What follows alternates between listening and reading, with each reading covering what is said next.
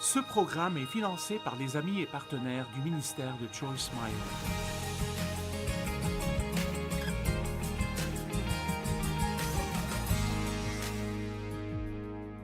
Aujourd'hui, je veux vous parler de la parabole du semeur. Elle est très importante dans la parole de Dieu parce que c'est une parabole à propos de 4 genres différents de... La Bible dit terre, mais elle parle en fait de 4 genres différents de cœur. 4 différents états du cœur et comment ces 4 cœurs différents entendent ou n'entendent pas la parole de Dieu. Il y a quelques milliers de personnes ici aujourd'hui et elles seront multipliées, car plusieurs milliers et même des millions regarderont à la télé partout dans le monde et certains tireront plus de ce que je dis que d'autres. Certains entendront ce que je dis et ils agiront d'après ce que je dis et ils commenceront à avoir de bons changements dans leur vie, mais certains ne feront vraiment rien avec. Certains se concentreront sur ce que je dis et d'autres laisseront leurs pensées errer et donc ils resteront là avec un sourire sur le visage, mais ils n'en tirent rien parce qu'ils n'écoutent pas vraiment. Alors, nous allons parler de ces 4 sortes de cœurs aujourd'hui. Prenez une décision à propos de... Je veux dire, vous mettez de votre temps dans ça, alors qu'est-ce que vous voulez vraiment en tirer? Vous savez, ce n'est pas juste un événement. Je ne suis pas intéressée à tourner autour du monde et faire des événements. Je veux dire, je fais ceci parce que je sais ce que Dieu a fait dans ma vie et je sais ce qu'il peut faire, ce qu'il veut faire et ce qu'il est en train de faire dans vos vies.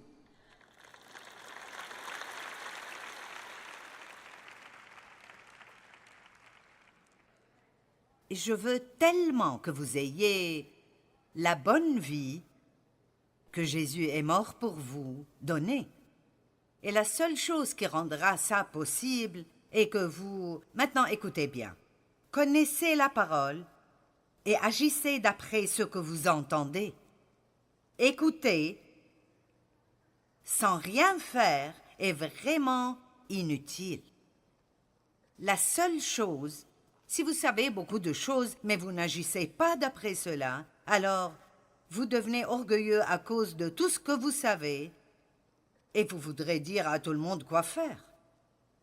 Mais si vous ne le faites pas vous-même, ça ne changera pas votre vie. Ce n'est pas juste d'écouter, ce n'est pas juste de souligner dans votre Bible, c'est de faire ce que vous entendez. Et donc le but, quand vous venez à un endroit comme ça, est soit d'être encouragé de « je fais ceci » ou « je dois m'améliorer » dans ce domaine. Je suis heureux d'avoir entendu cela parce que j'ai besoin de ton aide dans ce domaine, Seigneur. Ne prenez pas la peine d'aller à l'église si vous n'y allez pas avec l'intention d'apprendre quelque chose qui vous aidera à grandir et devenir plus comme Christ dans votre vie de tous les jours.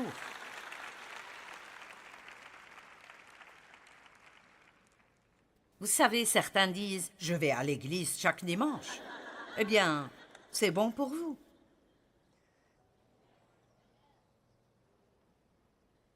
Mais pouvez-vous vous rappeler le jour suivant de ce que le pasteur a dit? J'espère que demain, quand quelqu'un vous demandera de quoi a parlé Joyce, que vous pourrez lui dire pas seulement « je ne sais pas, mais c'était vraiment bien ». Vous savez. Et ce qui est intéressant là est que Jésus a dit à ses disciples, si vous ne comprenez pas cette parabole, vous ne pourrez comprendre aucune des paraboles.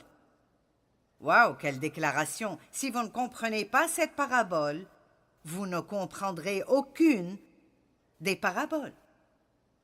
Et ensuite, il dit aussi dans Marc 4, 24, et ceci est très important, la mesure d'étude dont vous vous servez pour la vérité que vous entendez est la mesure de vertu et de connaissance qu'on vous appliquera. Je répète, la mesure de pensée et d'étude. Remarquez bien, de pensée et d'étude. dont vous vous servez, pour la vérité que vous entendez, et la mesure de vertu, ce qui est un autre mot pour la puissance, et de connaissance qu'on vous appliquera. Je fais ma part.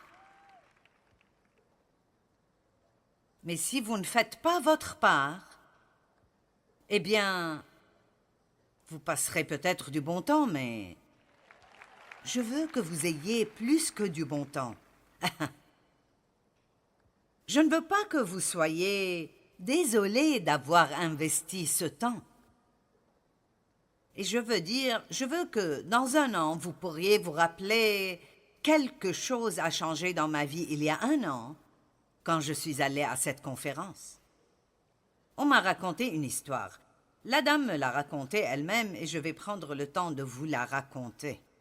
Elle était à l'une de mes conférences il y a des années. À cette conférence, on avait abusé d'elle. Elle avait toutes sortes de problèmes dans sa vie. Et elle est venue chez moi à la fin de la conférence et elle a dit « J'ai découvert ce week-end pourquoi je n'ai de victoire contre aucun de mes problèmes. » Et elle a dit « Quand je t'ai entendu enseigner, et nous avons parlé entre nous ce week-end, elle a dit, j'ai découvert que chacune de ces autres dames avait des problèmes similaires. Elles avaient toutes eu la victoire, elles avaient été libérées, mais pas moi.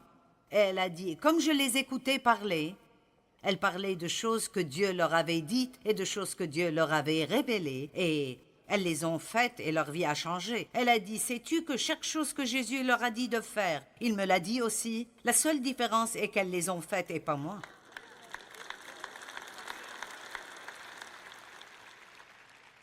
Mon fils aîné m'a dit une fois, celui qui s'occupe du ministère, il a dit, chaque fois que toi et papa devaient m'appeler pour me corriger,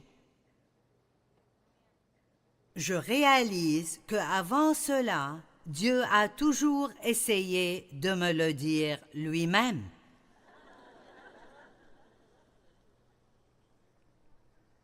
Et plus qu'une fois. Mais comme je ne voulais pas l'écouter, il devait me parler à travers vous, ce qui est plus dur. Dieu nous parle et nous montre des choses tout le temps. Et nous parlons à cette conférence de prendre un plus grand engagement. Et donc, laissons l'un de nos buts être de nous engager à écouter ce que Dieu dit. Allez, Dieu essaye de vous donner des réponses qui vous garderont loin des problèmes. Et il ne changera pas d'avis. Ça ne vous fera pas de bien de l'ignorer et d'espérer qu'il aura une réponse plus facile, parce qu'il n'en aura pas. Et je sais que toute personne présente ici, parce que Dieu ne fait pas exception de personne, et la parole marche pour tout le monde. Il dit quiconque. Toute personne qui apprendra la parole, étudiera cette parole et la laissera entrer dans les profondeurs de son cœur, là où elle devient une révélation, et agira d'après ce qu'elle enseigne à plusieurs reprises, pas simplement une fois pour voir si elle marchera. Vous n'en êtes pas arrivé là en faisant une seule mauvaise chose une fois. Et tout ne sera pas réparé juste parce que vous faites une seule chose bien une fois. Vous devez prendre un engagement et faire ce que Dieu dit encore et encore. Personne ne peut faire ça et revenir me dire que Dieu n'a pas changé sa vie. Donc, je suppose que je mets un peu de responsabilité sur vous aujourd'hui pour dire votre victoire n'est pas dépendante de nous qui travaillons et étudions pour vous amener la parole. Elle dépend de ce que vous faites, de ce que vous entendez. Amen? Très bien. La parabole du semeur. Marc 4, 1 à 9. Jésus commença à enseigner au bord du lac. Autour de lui, la foule s'assembla si nombreuse qu'il dut monter dans un bateau. Il s'y assit. Et tous les gens tournés vers le lac se tenaient sur le rivage. Il leur enseignait beaucoup de choses sous forme de paraboles. C'est comme une histoire. Voici ce qu'il leur disait. Écoutez. J'aime le fait qu'il a commencé avec ça. Écoutez. Point d'exclamation. Un semeur sortit pour semer. Or, comme il semait, des grains tombèrent au bord du chemin, les oiseaux les mangèrent. D'autres tombèrent sur un sol rocailleux et ils levèrent rapidement parce que la couche de terre n'était pas profonde. Mais quand le soleil se leva, il brûla les petits plants et, faute de racines, ils séchèrent. D'autres grains tombèrent parmi les ronces, celles-ci étouffèrent les jeunes pousses qui ne produisirent rien. D'autres encore tombèrent dans la bonne terre, les plantes poussèrent, se développèrent et produisirent des épis. Les uns portaient 30 grains, d'autres 60 et d'autres 100. Jésus ajouta, « Celui qui a des oreilles pour entendre, qu'il entende bien. » C'est intéressant, certaines des petites phrases qu'il met là-dedans, auxquelles nous ne pensons jamais vraiment beaucoup. Celui qui a des oreilles pour entendre, qu'il entende. Et donc, ce qu'il dit vraiment est, maintenant je dis quelque chose qui est pour tout le monde.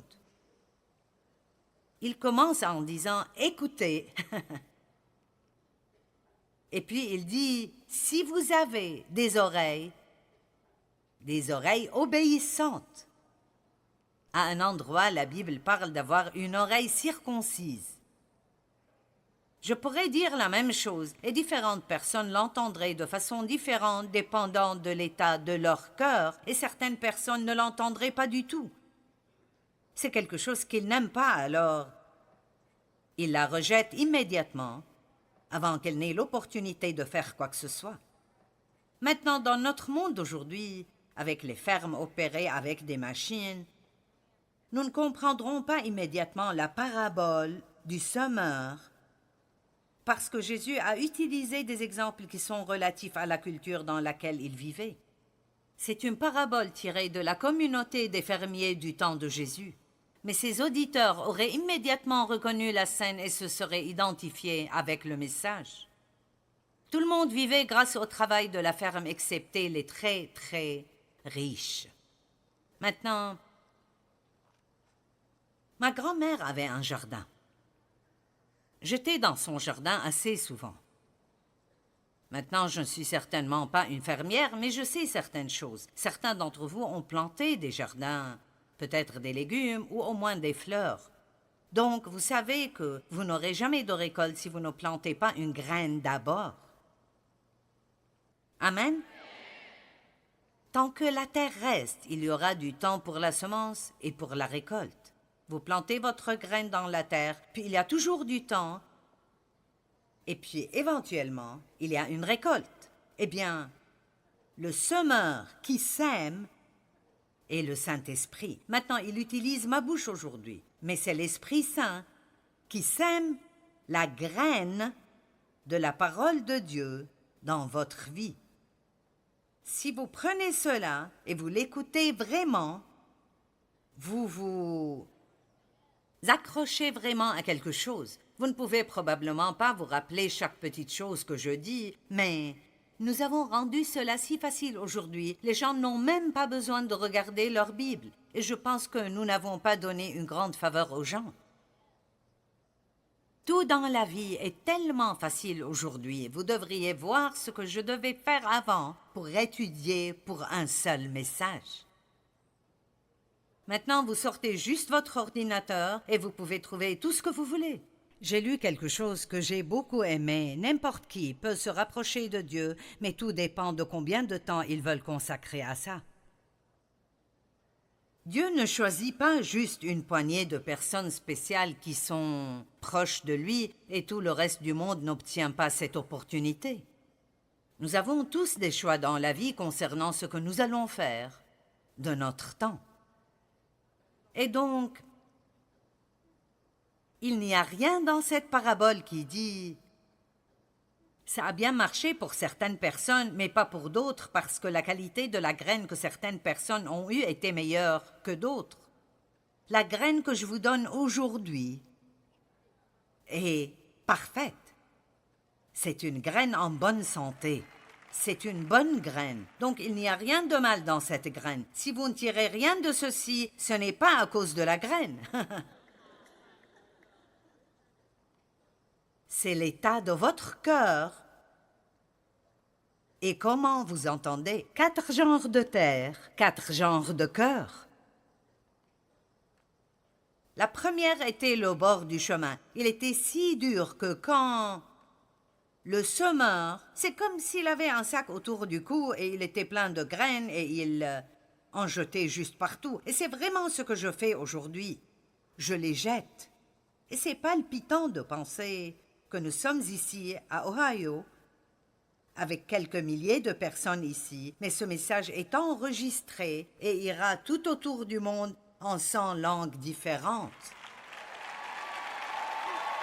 Donc, mon Dieu, nous semons aujourd'hui. Nous jetons des graines partout. Mais certaines personnes verront cela sur leur télé et diront « Oh oui, une autre de ces fanatiques de la Bible. » Parce qu'elles ont un problème de cœur. Elles ont une mauvaise attitude. Certaines personnes ont une mauvaise attitude contre des personnes comme moi et elles ne savent même pas pourquoi. C'est étonnant les choses que nous croyons et nous ne savons même pas pourquoi. Oh, quelqu'un a dit une fois, donc, j'ai dit d'accord. Des graines sont tombées sur un sol rocailleux, d'autres parmi les ronces et d'autres dans la bonne terre. Il n'a pas donné plus d'explications à ce moment-là à la foule, mais plus tard Jésus a pris ses disciples de côté et il leur a dit « Vous ne comprenez pas cette parabole? Comment alors comprendrez-vous les autres paraboles? » Eh bien, je n'ai jamais vraiment pensé à cela autant que je l'ai fait quand je me préparais pour ceci. Et j'ai pensé, ceci est important. Si vous ne comprenez pas ceci, vous ne comprendrez aucune des autres paraboles. Je vais expliquer ceci pour voir pourquoi Jésus a dit ceci. Tout d'abord, les gens ne comprenaient pas pourquoi Jésus est venu. Ils ne comprenaient pas. Il est venu pour amener une révolution. Et une révolution veut dire que les choses se retournent et quelqu'un vient et commence à faire des choses que personne n'a vues avant et cela amènera de grands changements.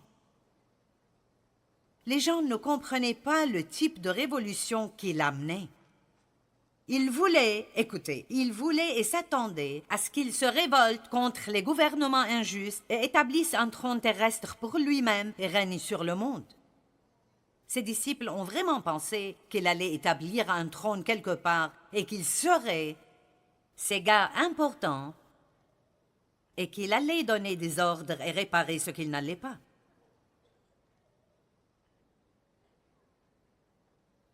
Jésus a annoncé dès le début de son ministère, le royaume de Dieu est là. Il présentait un genre de royaume très différent, là, et c'est un royaume dans lequel nous vivons, au milieu du monde dans lequel nous vivons, qui est un type de royaume. Nous, les croyants en Jésus-Christ, nous vivons dans un autre royaume qui est un peu comme un royaume secret que personne ne peut comprendre, sauf s'il est un croyant. Nous le comprenons, mais le monde ne le comprend pas. Amen. Je viens de faire toute une série de messages. Il y a 1 ou 2 conférences à propos du royaume secret dans lequel nous vivons. Et j'aime l'appeler le royaume à l'envers parce qu'il est vraiment l'opposé polaire du monde. Si vous voulez plus, vous devez donner plus. Si vous voulez être premiers, soyez les derniers. Si quelqu'un vous exploite et vous traite injustement, vous n'avez pas besoin de perdre votre vie à les haïr. Vous pouvez leur pardonner. Allez, vous feriez mieux d'être plus enthousiasmé que cela. Savez-vous que les gens qui ne sont pas sauvés n'ont pas d'autre option que de haïr, de vouloir prendre leur revanche et d'être pleins d'amertume et de laisser cela les consumer et ruiner leur vie? Mais nous avons une autre option. Dieu nous fortifie. Il nous permet, en fait, d'avoir la compassion envers la personne qui nous maltraite. Et nous pouvons dire, comme Jésus l'a dit, « Père, pardonne-leur, ils ne savent pas ce qu'ils font. »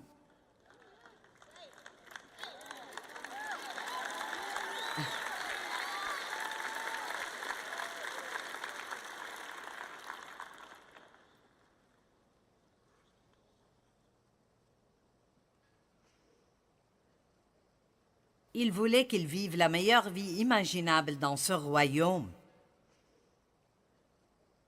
Tout le royaume, ce royaume secret, est basé sur une chose: écouter, comprendre et agir d'après la parole de Dieu.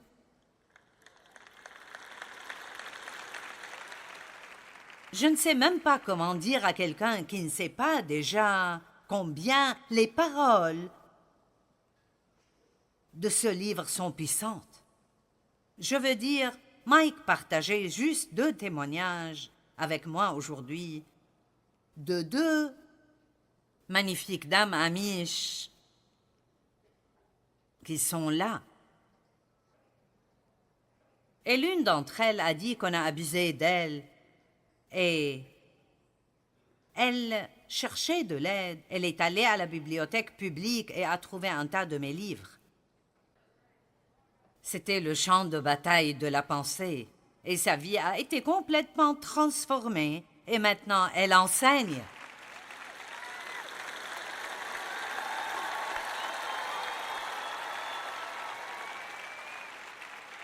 Et ce n'est pas à cause de mon livre. Ça n'a rien à voir avec ça. C'est la parole de Dieu. La parole de Dieu est aussi puissante que ça.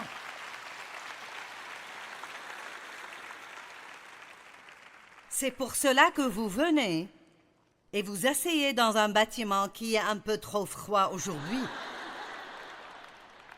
La parole de Dieu est remplie de puissance. Vous n'entendez pas juste des paroles normales quand vous entendez la parole de Dieu. C'est comme des balles de puissance. Mais écoutez, la parole de Dieu est comme de la nourriture. Si vous avalez votre nourriture tout rond ou vous mâchez à peine, vous n'en obtiendrez aucune valeur nutritive. Vous comprenez cela? C'est de même avec la parole de Dieu. Vous pouvez m'entendre parler de cela aujourd'hui, et je ne dis pas que vous ne prendrez rien de cela, quelqu'un pourrait en tirer quelque chose. Mais si vous en tirez même 2 ou 3 choses, peut-être que vous avalez juste vraiment vite ce que j'ai dit et vous rentrez chez vous et vous faites le travail vous-même. Allez, cherchez les versets. Trouvez la définition des mots. Cherchez tous les versets que vous pourriez trouver sur ce sujet. Vous seriez émerveillés par ce que ça fait pour vous si vous lisez votre Bible et vous trouvez ces versets et vous les lisez vous-même, comparé à si quelqu'un vous les lit. Je suis très sérieuse concernant ce que je dis aujourd'hui. La mesure de l'étude que vous donnez à la vérité que vous entendez. Nous devons dépasser cette pensée que quelqu'un d'autre devrait tout faire pour nous. Amen.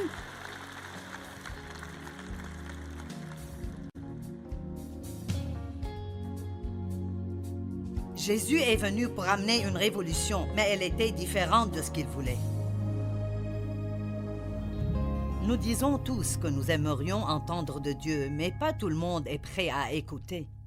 La Bible dit « Faites attention à ce que vous entendez, parce que la mesure dont vous vous servez est la mesure de vertu et de connaissance qu'on vous appliquera. » L'enseignement aujourd'hui a été pris de la parabole du semeur, et c'est une parabole importante. Je veux vraiment vous encourager à commencer à étudier la parole en investissant du temps, chaque jour, dans cela.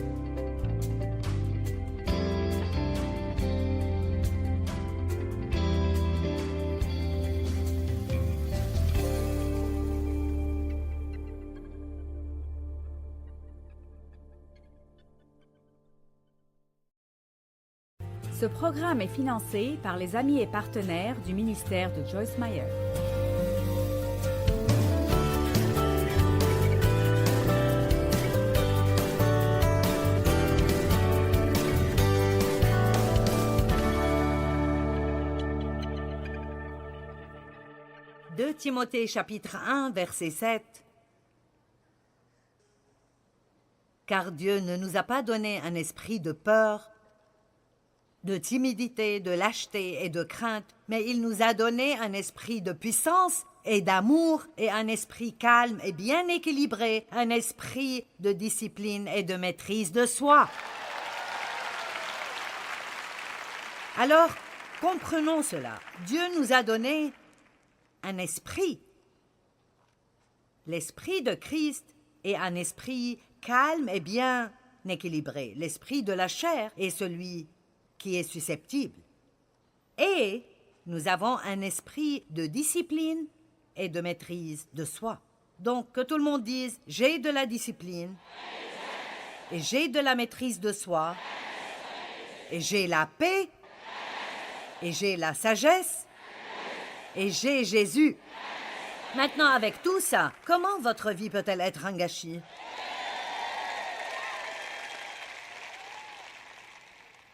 Donc, nous devons commencer à utiliser toutes ces choses merveilleuses que Dieu nous a données. L'espérance, pour moi, est un stabilisateur réel dans notre vie, mentalement et émotionnellement. En fait, la Bible dit que l'espérance est l'encre de nos âmes. Et votre âme est votre esprit, votre volonté et vos émotions. C'est notre âme qui s'irrite. En fait, vous avez la paix dans votre esprit, vous avez la sagesse dans votre esprit, mais c'est notre âme qui s'irrite.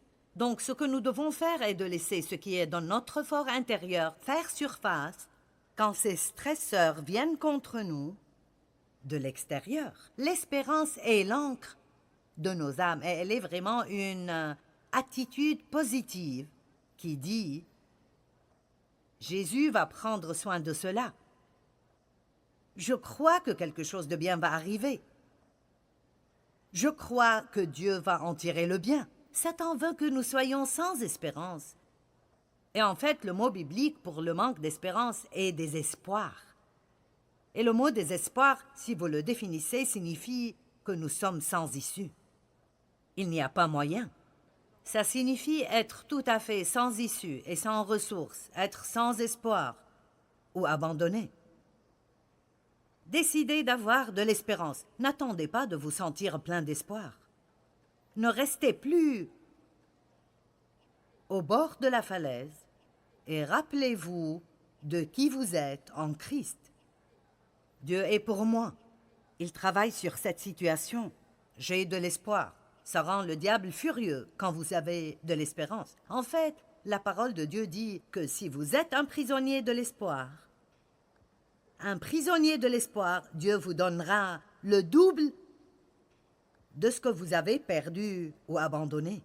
Il restaurera doublement votre ancienne prospérité. Tout ce que vous avez perdu, Dieu le restaurera double si vous êtes un prisonnier de l'espoir. Les prisonniers sont sous verrou dans quelque chose qu'ils ne peuvent pas quitter. Vous avez besoin d'être sous verrou avec l'espoir. Et n'importe combien les choses peuvent être mauvaises, vous continuez à dire « quelque chose de bon va m'arriver ». Et si vous faites ça, cela vous délivrera du stress. Dieu va arranger les choses. Nous devrons faire attention comment nous parlons, et je dois vous dire ça parce que vous pouvez vous parler jusqu'à devenir enragé, et moi aussi. J'ai partagé avec vous hier que quand Jésus était sur la croix, il a parlé pour 1 minute, et pendant 5 heures et 58 minutes, il était silencieux. Pouvez-vous imaginer certaines des choses que nous aurions dites si nous étions sur cette croix? Allez! Nous ferions mieux d'être contents qu'il ait envoyé Jésus au lieu de l'un d'entre nous. N'ai-je pas raison? Plus vous parlez, plus vous vous irritez vous-même. Combien d'entre vous croient cela? Plus vous parlez, plus vous vous irritez vous-même. Donc, dites des paroles d'espérance. Dieu va arranger les choses. Quelque chose de bien va en sortir. Je refuse d'arrêter d'espérer. 2 Corinthiens 4:8. Nous sommes pressés de toutes parts, opprimés de toute manière, mais non pas écrasés, désemparés, inquiets et en perplexité, ne trouvant pas d'issue, mais non pas abattus ou désespérés. Donc Paul avait beaucoup de causes de stress dans sa vie, et pourtant il dit que nous sommes toujours pleins d'espoir. Quand ils étaient en prison à minuit, ils chantaient encore. Et c'était un tel témoignage au gardien qu'il a fini par recevoir le salut. Vous savez que quand vous gardez la paix et la joie au milieu de situations vraiment difficiles dans votre vie, c'est un témoignage aux autres personnes. L'un des plus grands témoignages que nous avons pour d'autres personnes est lorsque nous pouvons rester stables dans des temps difficiles. La Bible dit dans 1 Corinthiens 10:13, « Aucune tentation qui vient à votre rencontre n'est au-delà de ce que d'autres ont eu à faire face, et tout ce que vous devez vous rappeler est que Dieu ne vous laissera jamais tomber, et il ne laissera jamais personne vous pousser au-delà de vos limites. Il sera toujours là pour vous aider. » Que tout le monde dise « Quelque chose de bon va m'arriver ». Maintenant, je veux vous parler à propos de simplifier votre vie, car cela éliminera beaucoup de stress. Le monde est devenu tellement compliqué. La vie est devenue très compliquée, mais nous pouvons changer notre approche à la vie. Donc, 10 manières pour simplifier votre vie. Numéro 1. Débarrassez-vous du chaos.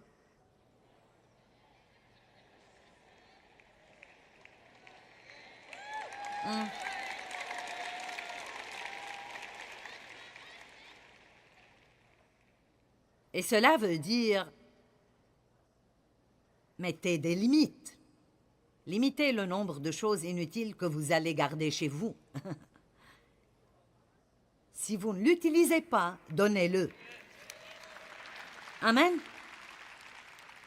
Quelqu'un a suggéré de mettre tous vos cintres d'une certaine manière, et quand vous portez quelque chose, remettez le cintre à l'envers. Et après 1 an, tous les cintres que vous n'avez jamais touchés, envoyez ces habits à quelqu'un d'autre qui n'a pas beaucoup. Vous dites, bien, qu'est-ce que mon désordre? Qu'est-ce qu'amasser des affaires ont à voir avec le stress? Ça a beaucoup à voir avec le stress, parce que si votre entourage a l'air chaotique et en désordre, vous allez vous sentir stressé. Dieu n'est pas l'auteur de la confusion. J'ai dit hier que nous avons commencé à inspecter la chambre dans laquelle nous sommes, et c'est étonnant, même dans votre maison, combien de choses ont des bordures. Les cadres d'images ont des bordures. Les livres ont des marges et des bordures. Chaque pièce de propriété a une extrémité ou une limite. Une clôture est une frontière. La plinthe placée au pied du mur est une bordure. Et toutes ces choses, même si la société ne réalise pas ce qu'elles font, elles rendent les choses nettes et ordonnées. Elles empêchent que tout soit emmêlé et paraisse désordonné tout le temps. Ne soyez pas tellement débordés en rapportant tant de produits chez vous que vous ne pouvez plus trouver quelque chose quand vous le voulez. Allez, certains d'entre vous payent encore pour des choses, vous payez encore pour des choses, alors que vous ne savez même plus où elles sont maintenant. Amen. Vous ne savez même pas ce que vous avez fait avec. Vous l'avez acheté, c'était en solde, une bonne affaire. Oui, je l'ai mis sur la carte de crédit. Impossible de laisser passer ça. Vous allez probablement oublier que vous l'avez, et plus tard, quand vous en aurez besoin, vous irez en acheter une autre.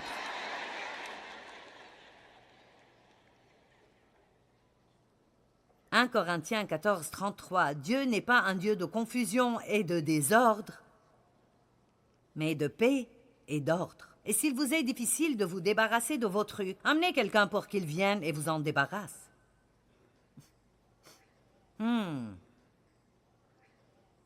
Numéro 2, quand vous voulez quelque chose, demandez à Dieu de vous la donner et laissez la chose. Demandez à Dieu de vous la donner et croyez que si c'est bon pour vous, il vous la donnera au bon moment. Ne stressez pas en essayant de faire que des choses arrivent dans votre vie quand Dieu seul peut les faire. Disons que vous voulez vraiment être le leader de la louange dans votre église. Bien, demandez à Dieu.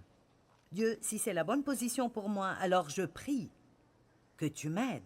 Si vous avez besoin de remplir une demande, faites-le, mais ne vous mettez pas en colère parce que quelqu'un d'autre a été choisi. Ne restez pas anxieux sur qui va être choisi. Faites confiance à Dieu et vous pourrez sûrement avoir plus de paix. Et je n'ai pas le temps d'ouvrir tous ces versets parce que j'ai encore beaucoup de choses que je veux partager avec vous, mais Jacques 4, 1 et 2 ont été véritablement un tournant dans ma vie. Et Jacques 1 dit, Jacques chapitre 4, verset 1 dit, « D'où viennent les conflits, d'où viennent les querelles parmi vous?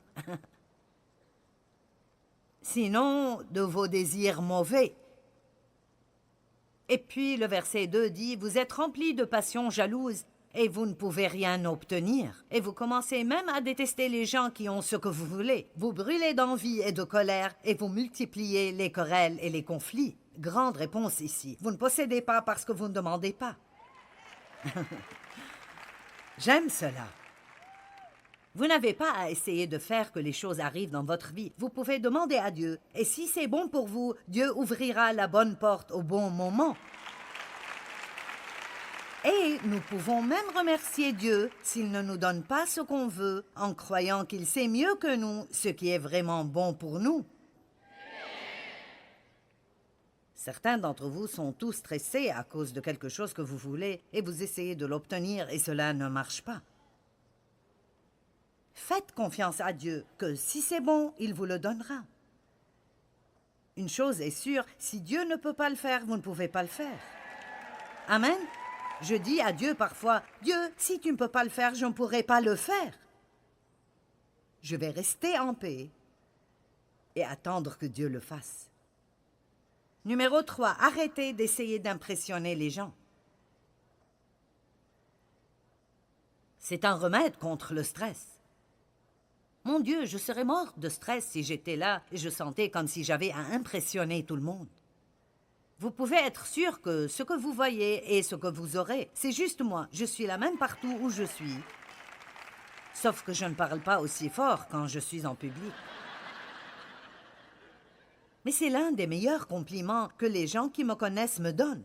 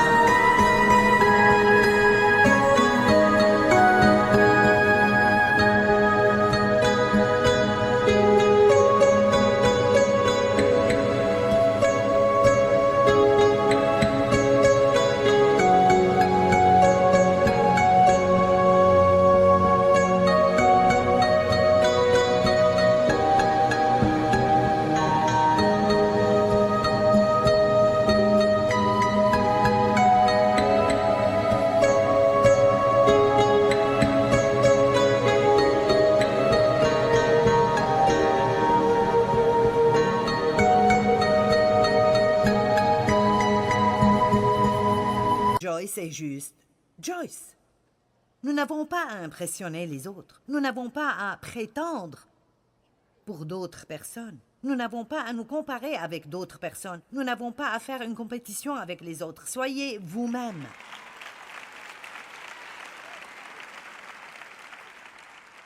Numéro 4, ne soyez pas facilement offensés et soyez rapides à pardonner. L'offense, la colère, l'amertume et la rancune sont certaines des choses les plus stressantes que vous puissiez avoir dans votre cœur.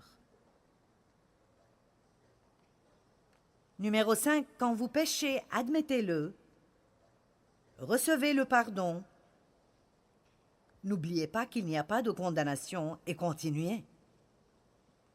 Ne laissez pas les fautes d'hier ruiner aujourd'hui. Numéro 6, donnez la miséricorde plutôt que d'essayer de vous venger.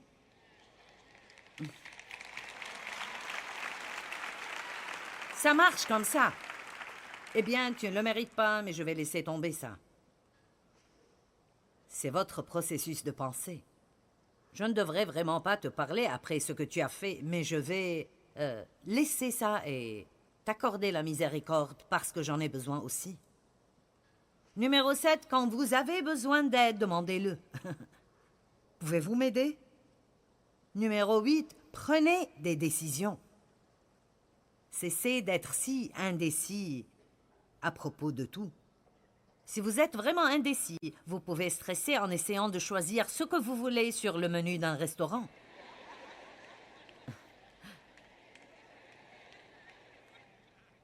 Numéro 9, ne soyez pas surengagé. Être engagé, mais non surengagé. Et voici une chose à faire. Avant de prendre tout engagement, réfléchissez bien à tout ce que ça vous demandera pour faire ce que vous avez dit vouloir faire.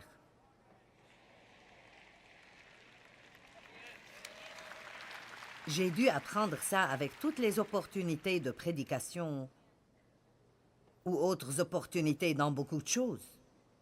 Je dis oui aux choses, mais j'ai appris que si je ne réfléchis pas au processus, c'est très facile de dire « Oh oui, oui, sûrement, amen, compte sur moi. » Et après, nous sommes « Ma vie me rend fou. » Vous savez, quand vous vous entendez plaindre tout le temps de votre vie, c'est un indicateur que vous devez faire un changement. Amen? J'ai dit que vous devez faire un changement. C'est un indicateur que vous avez besoin de faire un changement. Ça veut dire que vous devez faire un changement. Oh oui, je dois le dire plusieurs fois. Vous, pas quelqu'un d'autre. Vous et moi, nous devons faire des changements. Venez à moi, vous tous qui êtes lourdement chargés, et je vous donnerai du repos. Prenez mon joug sur vous et apprenez. Apprenez de moi. Cette façon de simplifier les relations. Numéro 1, n'essayez pas d'être le meilleur ami de tous. D'après ce que disent les experts, une personne ne peut gérer correctement que 3 vrais bons amis intimes. Donc, quand vous essayez d'être le meilleur ami de tout le monde, vous finissez par ne pas être un bon ami. Maintenant, nous pouvons avoir beaucoup de personnes que nous aimons et beaucoup de personnes que nous apprécions, mais les relations proches demandent du temps et demandent de l'effort. Numéro 2, ne vous attendez pas à ce que les personnes ne vous déçoivent jamais. Ils le feront. Numéro 3, ne vous mêlez pas excessivement des affaires d'autres personnes.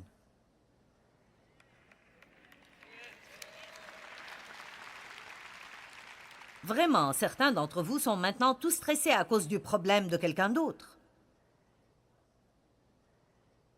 Ne soyez pas, j'aime le terme biblique, enchevêtrés dans les affaires de cette vie. Numéro 4, ne donnez pas de conseils que les gens ne veulent pas. Numéro 5, complimentez les gens 100 fois plus que vous ne les critiquez.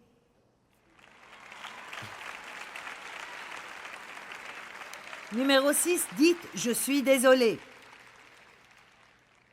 Allez, pratiquez.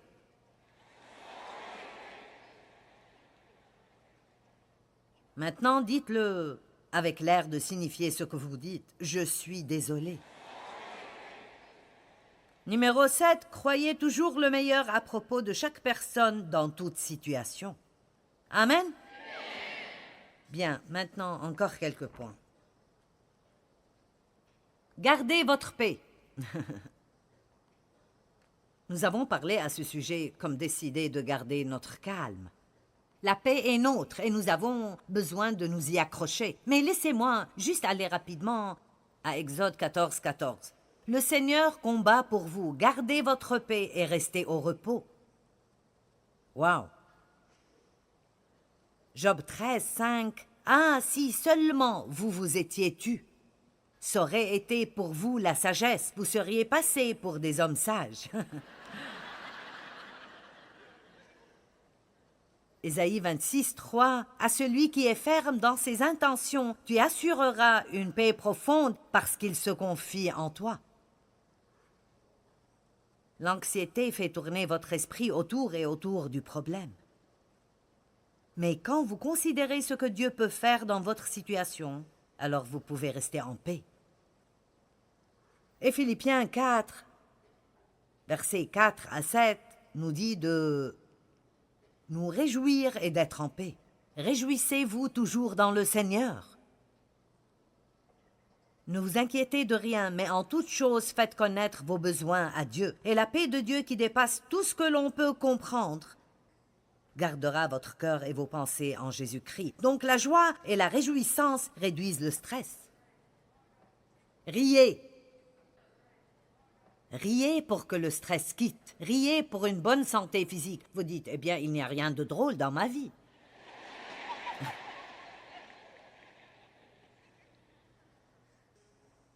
Oui, bien, vous êtes assez drôle vous-même si vous y pensez.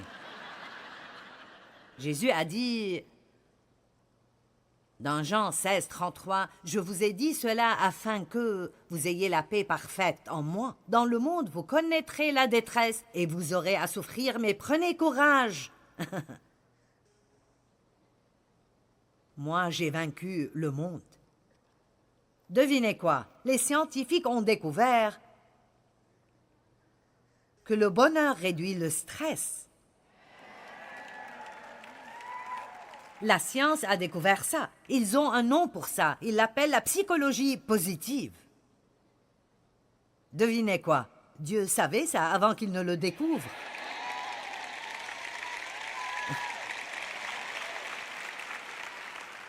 Honnêtement, je suis titillée avec tous les experts et tout ce qu'ils connaissent.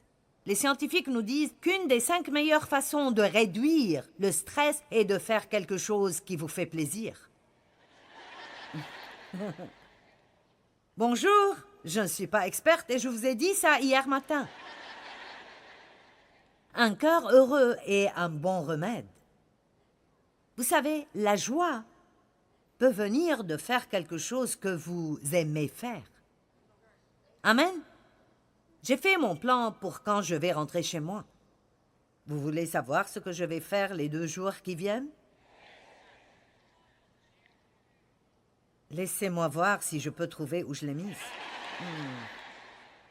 OK. Aujourd'hui, je vais quitter ici. Je vais prendre une tasse de café que quelqu'un va me faire dans quelques minutes. Je vais profiter de mon temps avec certains de mes collègues qui retournent avec moi. Oui, j'ai déjà décidé que je vais prendre plaisir en leur compagnie.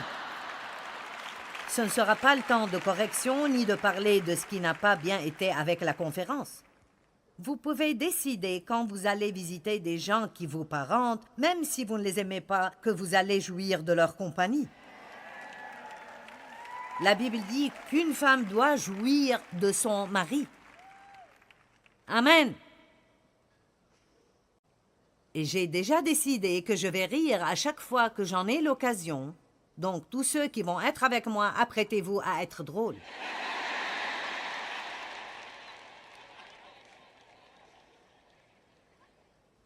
Je vais aller à St. Louis et manger dans mon restaurant favori. Ils ont construit une petite zone extérieure et je vais en jouir. Penser à cela m'aide à mieux prêcher aujourd'hui. C'est vrai, honnêtement. Vous ne voulez pas museler le bœuf alors qu'il foule le maïs. Quand vous travaillez, vous devez penser à quelque chose que vous allez faire et qui vous fait plaisir. Bien, je n'ai pas le temps de me faire plaisir. Tout ce que je fais, c'est travailler et je n'ai pas d'argent pour me faire plaisir. Oh, arrêtez d'être un martyr. Certains d'entre nous ne faisons rien pour nous faire plaisir parce que si nous ne le faisions pas, nous ne pourrions plus nous plaindre. Wow, c'est bon, je vais dire cela et quitter la ville.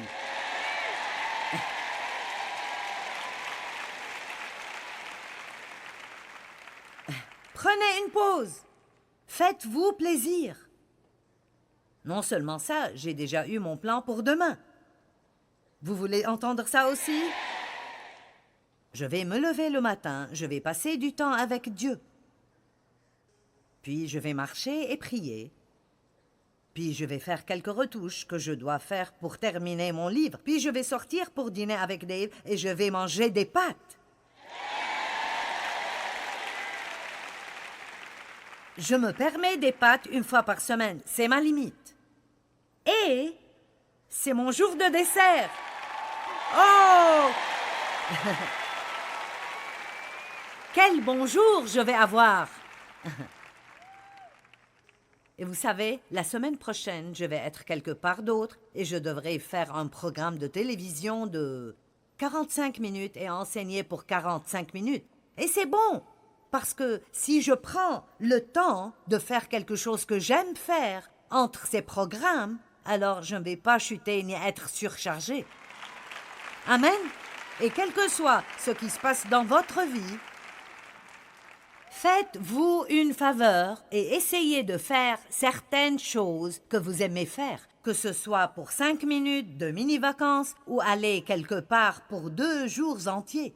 Vous ne pouvez pas survivre si vous ne faites que travailler, stresser, travailler, ne pas dormir, manger des cochonneries tout le temps, s'inquiéter, s'irriter, essayer d'impressionner les gens. Nous n'avons vraiment pas à vivre stressés et surchargés. Jésus a dit « Venez à moi ». Vous tous qui êtes fatigués et surchargés et peinés sous la charge, et je vous donnerai du repos. Prenez mon jour.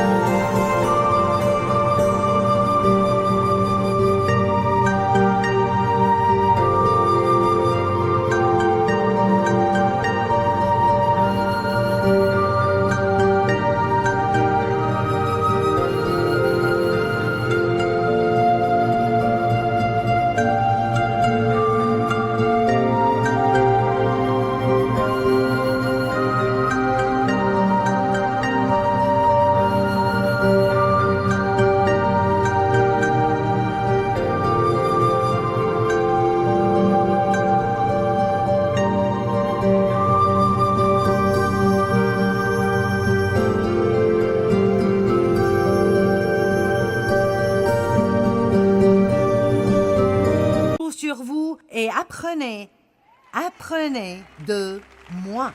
Allez, donnez la louange à Dieu. Amen. Merci Seigneur.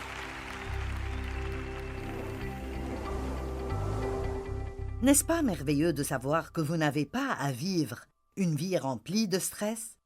Dans Matthieu 11, 28 et 29, Jésus a dit « Venez à moi, vous tous qui travaillez dur et qui peinez sous la charge, et je vous donnerai le repos. Prenez sur vous mon joug et apprenez de moi, car je suis doux et humble de cœur, et vous trouverez le repos pour vos âmes. »